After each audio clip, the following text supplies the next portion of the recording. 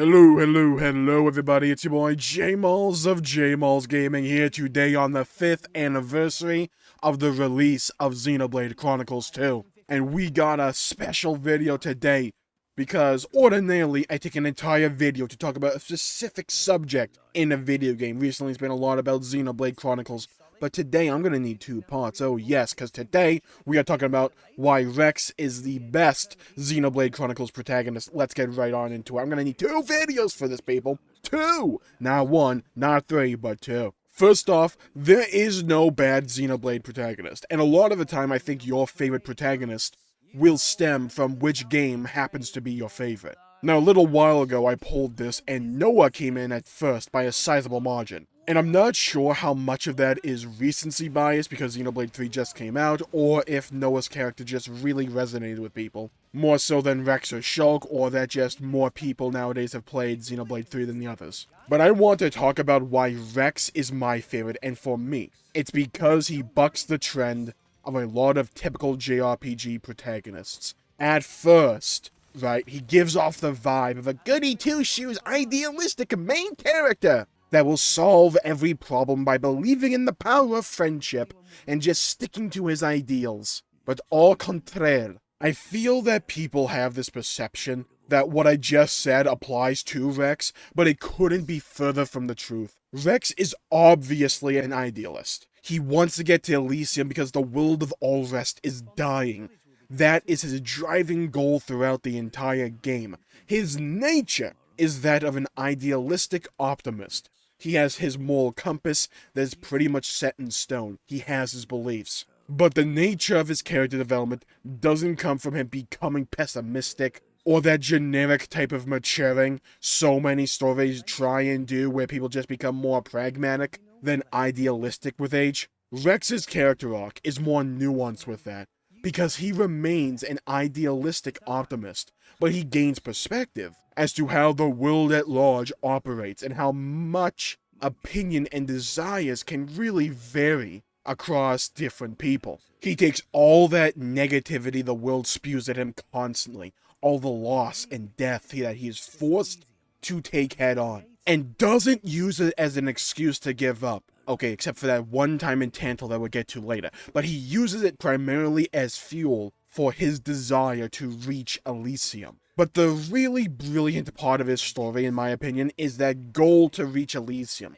Because I don't see this talked about enough in respect to his character. Right, the headphones are coming off for this one. The entire game, right, his goal is to get to this mystical paradise of Elysium. Because that will save everyone from this dying world of Allrest. There has to be this one place, somewhere that's just out of reach, that people can point to, dang near look at, because of the World Tree. That one place can save us all. We just have to get to it. But it wasn't to be, because there is no singular paradise in this world we can just go to and have all the problems that we have just magically disappear. The true Elysium, the real Elysium, was of their own design. Rex had to learn that if you want a better tomorrow, you can't just reach a final destination. It's a continual climb up a perilous mountain to carve your own place in this world. But you have to be the one to make it, because it's not going to be given to you. It's not some mystical endpoint that we as a collective society can reach. It's a continual grind. And going off the back of that, I made a video a few days back about Jin and why I like him as a character so much, especially as a villain or an antagonist. One of the points I made was that Jin was Rex's foil. And as one character became more engaging and received development, the other did as well. And the questions that Jin posed to Rex are pivotal to Rex's development. The critiques of the whole Blade social order in Allrest and the state of the world always hung over Rex's head, because he knew that Jin and Malice's solution wasn't the correct one. But the thing was, he could never give an actual answer to those questions. And that bothered him. Because him not having a solution, him not having an answer, almost served as motivation for Jin. He wanted to desperately convince Jin that there was another way. Rex did, but he couldn't convince him because he still had the wrong perspective. He believed Elysium was a place. At the top of the World Tree, he believed paradise had a finish line you could cross. a mystical green field of plenty. The sky was always blue, where you didn't have to worry about the very land beneath your feet dying out on you. But through the entire game, one of his main points of development is learning the perspective of blades. In Chapter 3, right? Which is one of my favorite chapters in the entire game. Because so much development for his character happens here. With Uriah and Vandam. Vandam teaches him about working together with blades as partners after he overexerts Pyra's capabilities, causing her exhaustion. He didn't know how to handle a blade, he never had one before. He had just become a driver like 5 minutes ago when he gets paired up with the legendary Aegis. It's a lot to overwhelm him, and he doesn't know how to handle the power. So Vandam has to serve as a teacher for him. He's his Yoda. And then later in Chapter 3, Vandam teaches Rex about the concept of war, and how people have different perspectives and priorities, and that it's important to fight your own war, with your own ideals for what you believe in, because war is about power, and that power can take different forms, whether it be through sheer strength of arms, tactics, or the size of your army, or whatever, but it's not decided by who is right or wrong. People have their own reasons, their own purposes for their own war, and no matter what you do or how you spin it, you are a part of the greater war. You gotta be able to identify what you want, what you care about, who and what you want to fight for, and be willing to use your strength and power to protect it. Because your morality isn't enough. Your ideals won't win a war. They can add fuel to your fire, sure, but you still need a fire to begin with. You still need that power. That power, though, may take multiple different forms. That's one of the things that Vandam's trying to teach Rex. If you want to reach your Elysium, if you want to achieve your goals and your dream, you have to be willing to work with Pyra. You have to be willing to use the Aegis's power to its fullest and maximum capability. And sure, learning about the concept of teamwork and synergy isn't exactly the most unique character development in the world, but a lot of the time, I would argue, whether or not a story and or character is engaging is more dependent on the execution of the character development rather than how unique that character development actually is. And with Vandam, the reason I find it so compelling is a couple of things. One, Vandam is an entertaining character unlike anyone else in the story, and breathes a nice breath of variety in the game's cast at that point in the game. It's not that he's the only entertaining character in the game, it's just he's a very unique character personality-wise. And even when Vandam is spouting exposition, he does it in an engaging way because he, as a character, is interesting and fun to be around. He clearly has a lot of experience that you want to learn about because he's able to tell you that information and tell you that experience in a fun and engaging format. He's a big personality with a massive heart that is no nonsense and upfront with what he tries to teach. He's not going to sugarcoat crap for you, or give you answers in riddles for you to figure out at your own time. If Rex messes up, he tells him straight up, "Hey mate, you used too much of Pyra's power too quickly and caused it to exhaust itself.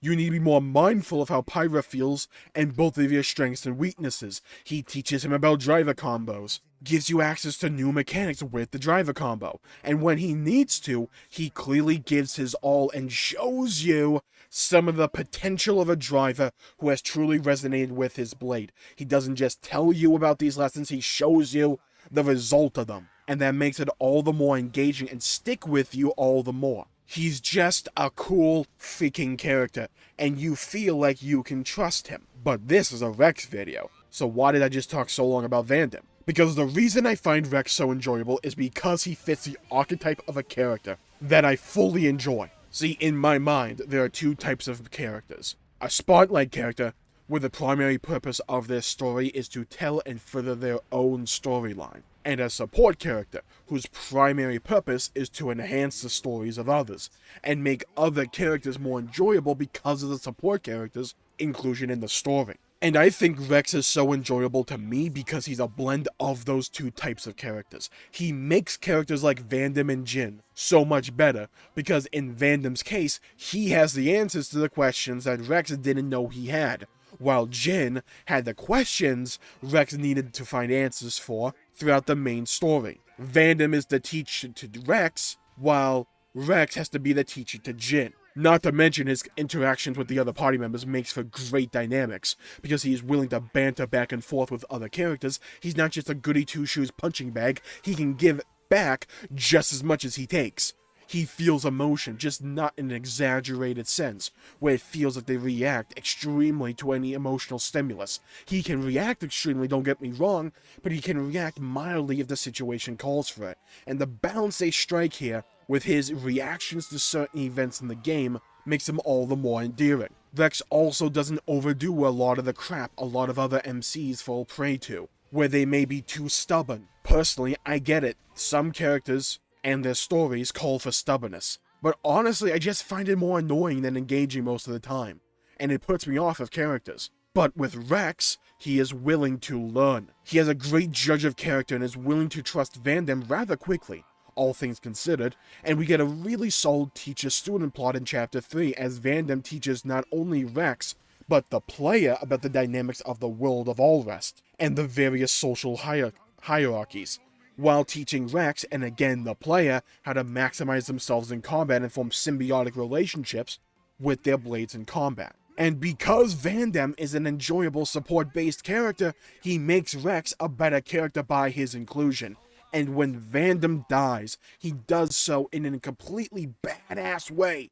Like he goes out in a blaze, or in this case, a vortex of glory. He puts it all on the line and shows off an awesome technique of stabbing himself with rock scythes to better the flow of ether, and when Malus kills him, it emotionally screws with Rex. Because Rex is able to identify that despite his best intentions, despite his actions, or at least the purposes of his actions, his very actions and decision-making and blind stubbornness led to Vandam's death, and he comes to terms with that, identifies the problem with his character, and resolves it. He never wants to see someone die like that because of his own stupidity again. And I love it when a character is able to learn and grow and not drag their freaking feet about it. Rex rarely ever drags it out. And if he does, like in Tantal, it's for good reason. And you can understand why he feels that way. Like I said before, they strike a good balance with his reactions to certain events. With Vandam's death, Rex becomes a better character. One who now has the painful but necessary experience of loss on the battlefield that will drive and color his perspective from here on out. Vandam taught him what it means to fight his own war.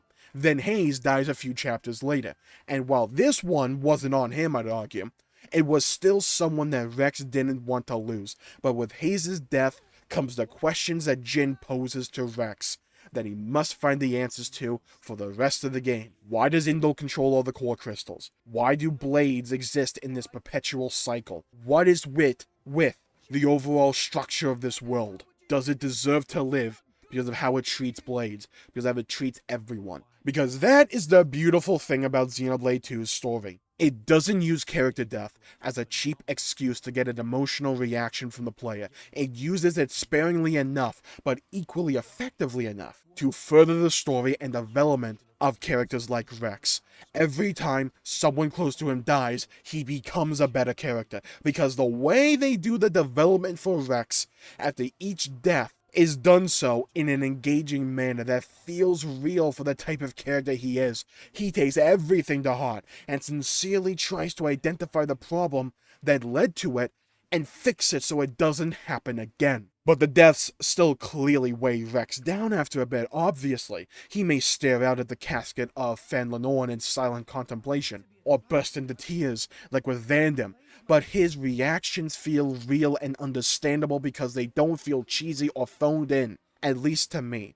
And yeah, I know his voice acting gets a little bit of, we get a little bit trolly with his voice acting sometimes. I blame the direction more than I actually blame the voice, and he gets significantly better throughout the game, but I don't think it's a big of enough of a detraction in these early chapters to take away from the story that is told. And especially when he's just talking and not trying to scream or something. He's great in my opinion. Now cut forward to Tantal, where despite his best efforts, despite all that he has learned to that point, all the pain and loss and happy memories he formed with everyone, he gets absolutely curb-stomped by Jin, and Pyra must sacrifice herself to save Rex. the one thing Rex did not want to have happen. That weighs again on Rex's consciousness. Despite his best efforts, despite everything, he couldn't protect the one person he treasured the most. And he still couldn't answer Jin's questions. He was not only beat physically, but psychologically and spiritually. Rex was a defeated man in his entirety, whose entire worldview came crashing down around him, because here's the thing about Optimus that a lot of stories and shows and games get wrong. It's not easy being an optimist or sticking to your ideals. Sometimes they are challenged, and sometimes they are questions, and some of those times, you yourself are the one who challenges and questions them. And sometimes you yourself are not enough to get through that darkness. But he wasn't alone, and everyone else, especially Poppy, who is starting to gain humanity here, we will talk about that in another video, shakes him back to his old self somewhat. But you know the thing that helped him the most? When he found out about the third Aegis sword, all he needed was just a little bit of hope. And that fire in the pit of his stomach roared back into an inferno. He was ready to go for round 2. Because sometimes people just need even a little morsel, a glimmer, the faint echo of hope, and they can take it from there. Rex is an enjoyable and engaging main protagonist, not because his overall arc is unique or anything, it doesn't have to be, but the way he reacts to various situations feels real, and the fact he isn't perfect, but he is always willing to learn and better himself, makes you end up rooting for the guy. He may fall and stumble, but he is always willing to get back up and try again, and I adore characters like that, who aren't perfect, but are willing to improve themselves, who are willing to look deep inside and look deep down, identify the problem, and find the solution. The story never feels like it's stuck going at Rex's pace. It flows so smoothly because of Rex's pace. You want to go at Rex's pace, because he doesn't drag things out, and he doesn't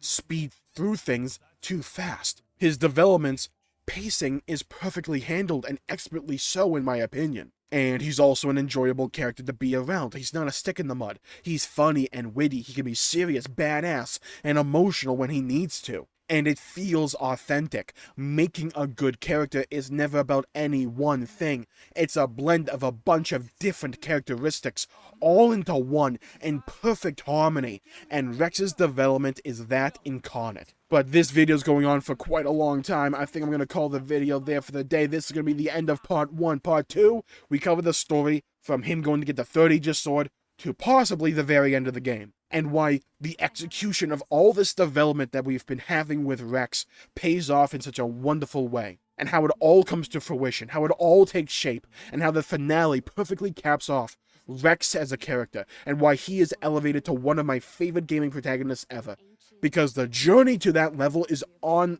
point in my opinion. But you gotta nail the landing, you absolutely do. You can get a 10 by completely botching the ending. But Monolith absolutely nails it, and we'll talk about why in part 2. So thank you all for tuning in. My pleasure making the video. If you enjoyed it, please leave a comment down below with your opinions on Rex as a character. Do you like him? Do you dislike him? Do you really love him as a character? Do you not like him as a character? Let me know. I'd love to hear your perspective, hear your opinions, because they're equally as valid as mine. I can only tell you what I feel. I want you to tell me how you feel. So thank you all for tuning in. And while you're down there, please leave a like and subscribe. It really helps the channel out and helps support future content, and I greatly appreciate it. Stay safe out there, everybody. Have a great day, and I'll see you all next time. Bye-bye, everybody.